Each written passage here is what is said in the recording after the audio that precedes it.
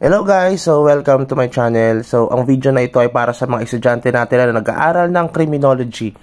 Ngayon, bilisan natin ang ating lecture. Ito naman ay parang review lang naman para sa kanila dahil parating na ang midterm examination. So kailangan nilang mag-review. So let's begin guys. So nandito na tayo sa Article 3 Section 2 of the Philippine Constitution, 1987 Philippine Constitution. Kasi sabi doon, 'di ba, na we discussed before na we have the rights against illegal search and seizure. Karapatan natin 'yan, guys. So ibig sabihin nito, wala kahit na sino ang pwedeng kumapkap sa atin, mag-search sa atin or i-under arrest tayo nitong mga tao na ito or sino pa man 'yan. Kaya yung may nagsasabi na parang i-invite kita sa police station, tapos pagkatapos nun meron na kayong kaso, di ba? Hindi pwede yun, guys, kasi nga bawal yun. Pwede kayong tumanggi doon sa mga sinasabi nila na ini-invite lang namin siya sa police station. Okay, pwede kayong tumanggi doon. Hindi sa pilitan na kayo ay sasama. Malinaw kasi karapatan natin ito. So pero merong dalawang exemption. Nandito yung warrant of arrest and warrantless arrest. Ang sabi doon, sa dalawang factor na ito or circumstances na ito, mawawala yung karapatan natin doon sa illegal search and seizure because of this warrant of arrest and warrantless arrest. So sir, ano nga bang ibig sabihin nitong warrant of arrest and warrantless arrest? Ang ibig sabihin lang nito, yung arrest na yan, the law enforcement agency will take under custody of your personality. Ibig sabihin nun, huhulihin ka nila and i-under search ka nila, kakapkapan ka nila. Bakit? Because we violated a violation of laws here in the Philippines. That is the reason kung bakit nawawala ang ating karapatan dito sa Article 3 Section 2 of the Philippine Constitution because of this warrant of arrest and warrantless arrest. So sino nga ba ang nai-issuehan nitong mga warrant of arrest? Unang-una dyan, yung mga taong at large. Ibig sabihin, na-filean sila ng complaint, tapos nag-pursue papunta sa korte, at yung court ngayon, dahil hindi hawak ng mga pulisya itong tao na at large, siya ay kailangan issuehan ng warrant of arrest para hulihin ng ating mga law enforcement agency, para dalhin dito sa korte at mag-appear doon para litisin sa kanyang complaint or sa crime na nakomit niya. Next one is yung mga escape detainee. Ibig sabihin nito, nahuli sila ng ating kapulisan, but then for some reason sila ay nakatakas. Ngayon dahil nakatakas sila, kapag magkakaroon ng trial, hindi sila nag-a-appear. Ang mangyayari dyan ay mag-i-issue ng warrant of arrest. Para saan? Para hulihin itong tao na escape detainee. Remember ha, escape detainee, mag-i-issue yan ng warrant of arrest. Okay? Para sila ay mag-appear sa korte. Next one is yung mga expired bail. Kasi yearly or annually, yung ating mga bail ay nag-e-expire. Kailangan natin siyang i-renew, magbabayad ulit tayo sa korte. Yearly yan, guys. Siyempre, yung mga may bail lang ang makapag-bail. Kasi, siyempre, it is a matter of rights yung ating bail. So, lahat pwedeng makapag-bail. But then, kapag afflictive punishment ang iyong crime na nakumit or yung kaso mo, hindi ka pwede, no? Disqualified ka sa pag-avail nitong karapatan mo dito sa bail na ito. But then there's also an exemption to the exemption. Even though na afflictive punishment ang crime na nakomit mo, kapag ang mahina ang ebidensya laban sa iyo, pwede ka pa rin makapagpiyansa. So sino iba ito? Anyway, yung bail ay temporary liberty. Temporary liberty meaning to say, hindi ka talaga totally malaya. Ikaw ay binibigyan lang ng karapatan na nasa labas ng lipunan habang ikaw ay dinidinig ang iyong kaso dahil nga ito ay iyong karapatan. O, balik tayo doon sa when the evidence is weak. Remember si Laila de Lima, meron siyang kaso, 'di ba? Dati siya ay protector of drugs ata, yung mga ganun yung case niya. During the incumbency of the President Duterte, hindi siya mapagpiyansa. Remember, lawyer siya at mayaman na tao. Senador nga din siya, di ba? Nanalo siya nung election na yon. But then, hindi siya makapagpiyansa. Bakit? Dahil ang lakas ng ebidensya sa kanya. At the same time, afflictive punishment ang kanyang kinaharap na kaso. Ngayon, panahon ni Marcos, napansin nyo, di ba? Siya ay nag-a-appear ngayon sa mga committee, mga Blue Ribbon Committee, at the same time sa mga Senate hearing. Dahil yung ebidensya laban sa kanya ay humina. Bakit? Yung mga nag-testify against Leila de Lima ay siya ay bumaliktad. Ibig sabihin ng binawi nila yung mga testimony nila against Leila de Lima. Hindi ko alam kung makakasuhan ba ako dito or mapapagalitan ako dito kung or mababash dahil nag-mention ako ng pangalan. But that is the example for the educational purposes only. Okay? So silang tatlo yung mga tao na ini-issuehan ng warrant of arrest. The next one is yung warrantless arrest. Sino-sino ba ito? Ibig sabihin nun, walang warrant na in-issue ang korte. Okay? Ibig sabihin ng bagong tao na nakakommit ng crime. Tulad nito, number 1 is in flagrante delicto. Ang sabi doon, caught in the act when in your presence that the person is attempting to commit a crime. Nakita mo on your own eyes na gumagawa siya ng krimen or gumawa siya ng krimen, pwede natin silang hulihin. Ito yung mga nakikita natin na yung mga kapulisan na may nakita sila na nagbentahan ng drugs or nag-shoplift or nang basag na sasakyan. Nakita nila mismo, tapos hinuli nila. That is caught in the act or in flagrante delicto.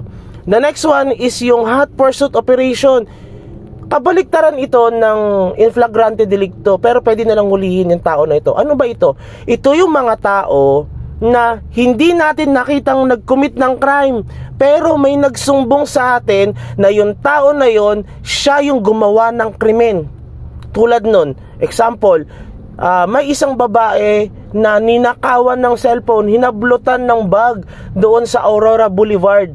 Tapos, hindi nakita ng pulis. Pero sumigaw yung babae, humihingi ng tulong, sabi niya, "Pulis! Pulis! Tulong po, ako po ay ninakawan."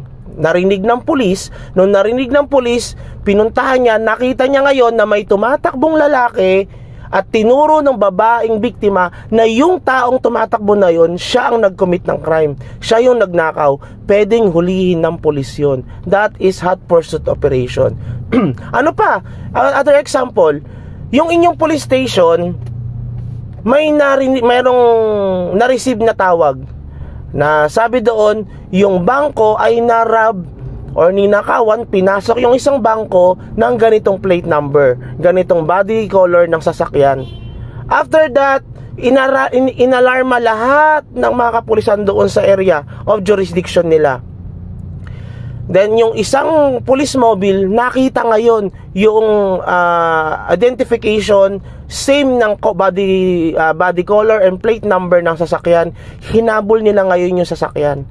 Pwede nilang ulihin yun. Bakit? Because it is hot pursuit operation. Hindi nila nakita, pero merong nagsabi sa kanila na yung tao na yon, yung sasakyan na yon ay may na-commit na crime, then pwede nilang hulihin yun by virtue of warrantless arrest.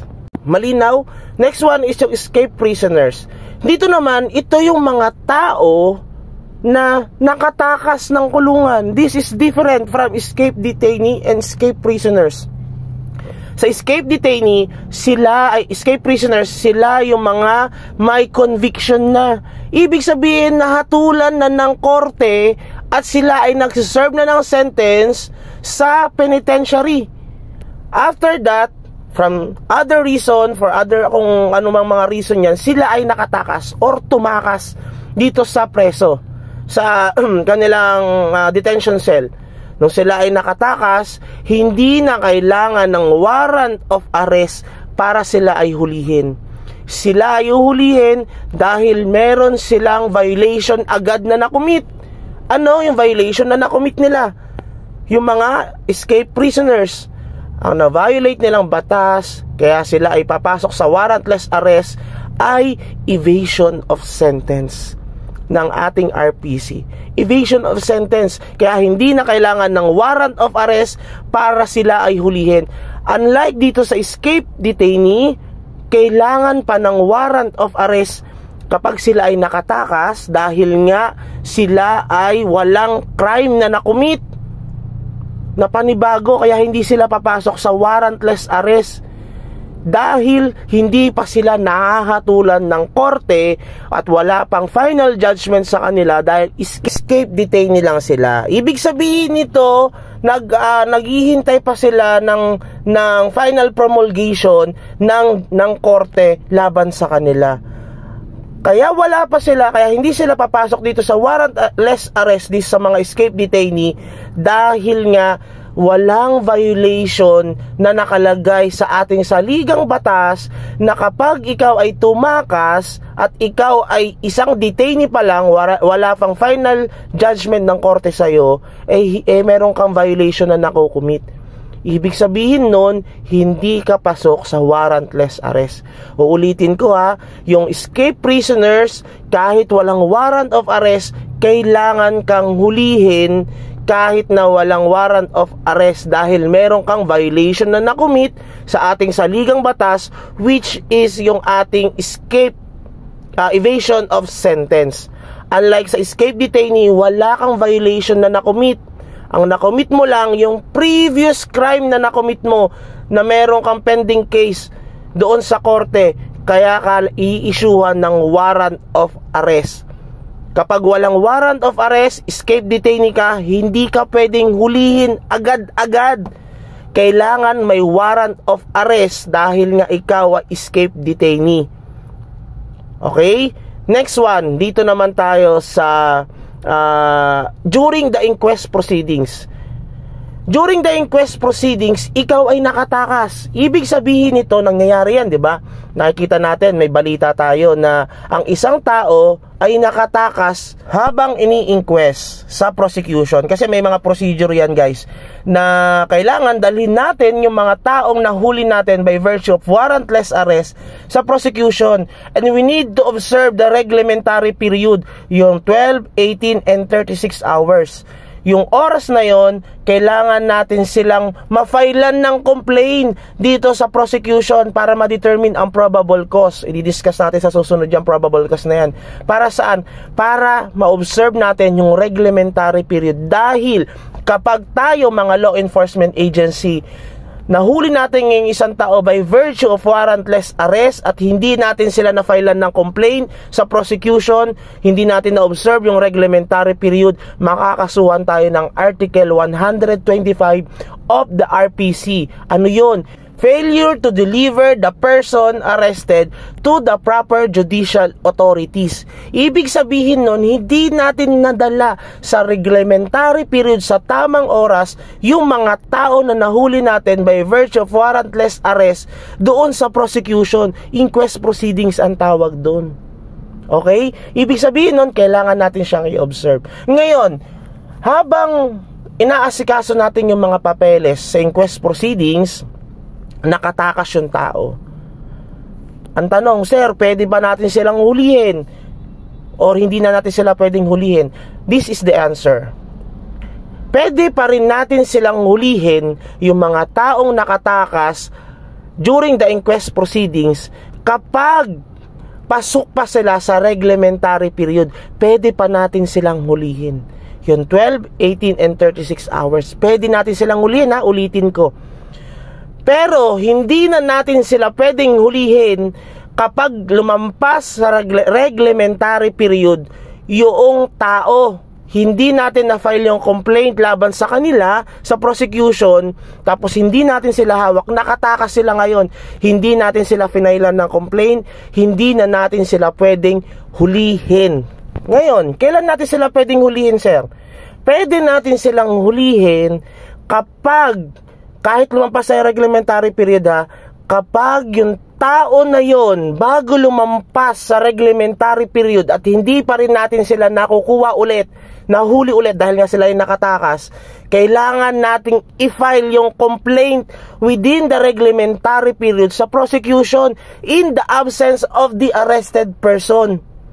Dahil nga sila ay nakakommit ng crime, kailangan mo silang filean ng complaint para mag-transfer yung mga complaint laban sa kanila sa prosecution at iaakyat ngayon yung na prosecution sa court. Yung complaint mo magiging case na siya, magiging kaso na siya. Yung court ngayon maglalabas ng warrant of arrest para sila ay pwedeng hulihin na. Malinaw? Remember this, kapag lumampas sa reglementary period para pwede natin silang hulihin, kailangan mong isampa yung complaint laban sa kanila para mag-issue ng warrant of arrest. Bakit? Natapos ang reglementary period. Kapag lumampas sa reglementary period, hindi natin na-file yung complaint laban sa kanila, hindi natin sila pwedeng hulihin. Tandaan nyo yung reglementary period na yan, ino-observe yan. Ngayon, bakit kaya ganon, sir? Dahil dalawa nga lang ang circumstances or option na pwede tayong i-under custody ng police. Una, sa warrant of arrest and warrantless arrest. Ngayon, hindi natin na-file yung complaint laban sa kanila after ng reglementary period. Hindi natin na-file yung complaint, okay? So, papasok pa kaya siya sa warrantless arrest? May in flagrante delicto pa ba doon? Lumampas ang reglementary period, nakita pa ba natin yung tao na gumawa ng krimen? Hindi na. Pangalawa, hot pursuit operation, may nagsabi sa atin na yung tao na yon ay nag-commit ng crime. Ibang panibagong crime to ha, no, nakita lang natin yung tao na yon. Kunwari, si A, nakita natin naglalakad, hindi natin na-file yung complaint laban sa kanya. Yung previous crime na nakomit niya, hindi natin na-file, natapos ang reglementary period. Tapos, after 3 days, 4 days, 5 days, or 1 week, nakita natin siya paggalagala si A. Pwede ba natin siyang hulihin? Hindi natin siya pwedeng hulihin, guys. Kasi, bakit? Walang nakasampang reklamo laban sa tao. Okay? Ngayon, hindi siya pasok sa in flagrante delicto. Yung tao na naglalakad, na nakakommit ng dati niyang crime, meron pa ba siyang crime na nakommit ngayon? Na nakikita mo? Wala, naglalakad lang siya. Pangalawa, hot pursuit operation, naglalakad lang yung tao. May nagsabi ba sa'yo na yung tao na yun ay nag-commit ng crime yung araw na yung mismo? Wala. So, hindi siya pwede sa hot pursuit operation. Escape prisoners, nakatakas ba sa kulungan? Na meron ng final promulgation ng judgment sa kanya? Wala rin. Hindi nga na-file yung complaint laban sa kanya eh. So, paano natin siya mahuhuli by virtue of warrantless arrest? Hindi siya pasok dito sa tatlo na ito. Dito naman tayo sa warrant of arrest. At large ba siya? Siya ba ay nakatakas tapos may pending case siya? Diba? Yung mga taong at large, sila yung mga nasa korte yung kaso, hindi sila nahuli ng pulis, so inisyuhan sila ng warrant of arrest. Pwede ba siyang hulihin sa warrant of arrest? Hindi. Bakit? Kasi hindi mo final yung complaint laban sa kanya. Escape detainee ba siya? Wala nga siyang pending case eh. Kaya hindi siya nakatakas nung meron na siyang pending case. Nakatakas siya during the inquest proceedings. During sa complaint pa lang, magpapasa ka pala ng complaint. Hindi mo na ipasa yung complaint sa prosecution. So, hindi naglabas ng warrant of arrest ngayon. Natapos ang reglementary period. Nag-file ba siya ng bail? Paano siya makakapag-file ng bail? Hindi nga siya na-filean ng complaint. So, hindi siya pasok sa warrant of arrest at sa warrantless arrest. Bakit? Kasi wala siyang, hindi nyo na-file yung complaint laban sa kanya bago mag-expire yung reglementary period na 12, 16, and 36 hours. Para mahuli natin yung tao na yon na pag-alagala dyan kahit lumampas yung reglementary period, ang gagawin natin, during the inquest proceeding, absent yung tao, wala yung tao na nahuli natin dahil nakatakas nga. Bago mag-expire yung reglementary period, siya ay filean natin ng complaint sa prosecution. Yung prosecution ngayon magdidetermine ng probable cause based of the evidence presented by the law enforcement agency. Pag nag-base sila doon, iaakyat ng prosecution, yung complaint mo magiging kaso na siya, nasa korte na, nasa court na ngayon. Yung judge ngayon mag-i-issue ngayon ng warrant of arrest against doon sa nakatakas na tao during the inquest proceedings. So papasok na siya dito sa at large at escape detainee. So meron na siyang warrant of arrest ngayon.